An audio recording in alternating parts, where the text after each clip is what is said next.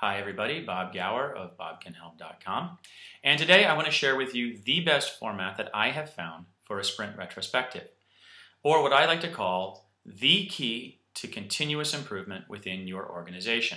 Now, if you'll remember, in a previous video I said that the sprint retrospective is the most important meeting that you can put in place and pursue consistently if you want to build an excellent agile process at your organization.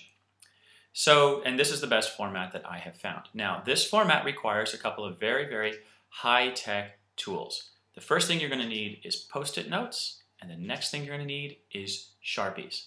Now, these tools are helpful at almost any meeting, and then there are a couple of tools that are special for a retrospective that I recommend quite highly. That's beer and chips. A sprint retrospective is a meeting that you want to pursue casually. You want to pursue it consistently, but it happens at the end of an iteration, at the end of a work day. And it's a time for the team to sit down, look each other in the eye, sort of casually, have a little bit of fun and say, hey, how can we work together better? And I can't think of anything better than beer, it could be root beer, and chips that you can put in place that's going to help set the mood for this meeting. So you sit down, you get some chips, you get some beer, you have some Post-its, you have some pens, you sit in a room together.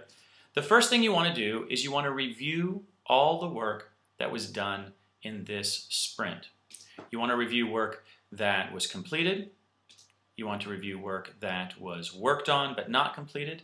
And especially you want to pay attention to anything that came in out of band, that anything that came in out of process, and anything that the product manager didn't know was being worked on. So once you've reviewed all the work that was done during this sprint, whether it's a 1-week sprint or a 2-week sprint, but once you know all the work that was done, the next thing you want to look at is any issues that came up during your sprint. You hand out the Post-it notes, you have people write down the issues, and you start posting them up on the wall. Now the issues can be, hey, that was great, we should keep doing that. It could be something that was bad that we think we should stop doing. It could be just an idea somebody has, or it could be a mystery, like what the heck happened? We don't really quite understand that. But the important thing is you write down all the issues. You know, there's of course it's brainstorm mode, so there's no editing. And the person who's facilitating the meeting, it can be anybody on the team, doesn't have to be the product manager or the scrum master, but anybody who's facilitating the meeting can be taking the Post-it notes, reading a few out loud, and they can begin putting them up on the wall. So you're beginning to build a picture of the week in Post-it notes. Now, once the wall is complete, once you feel like you have all the issues up, or you're getting enough issues up, the person, again, who's facilitating the meeting begins to group the issues. Now, you want to group the issues based on theme. They could be based on area of the program. It could be sort of like a database or a planning. It's really whatever appears to you as sort of the natural themes that are occurring. But you do want to group them because you're going to want to talk about them, and you can't talk about them one at a time. Now, once you've grouped them, you're going to want to vote. You take a few minutes to vote, and usually what I do is I give everybody on the team like 2 to 3 votes, and then I go around and they say you can like put all the votes on one if you want to, or you can spread them out. But you vote for the things that seem most important, most pertinent to you, and what you want to vote on. Once you've voted on everything, you tally the votes and you say, hey, who got the biggest votes? And essentially what you've built now is a stack rank. These are the things that we're going to talk about during this meeting. So for the next 30 minutes or so, we spend time talking, and we talk through the issue that got the most votes first, and then we talk through the other issues in succession. And if we don't get to all of them, heck, we don't worry about it. We're agile, so we're working on the most important thing first, and if we don't get to everything, we figure it might elevate in importance, and we'll get to it during the next sprint.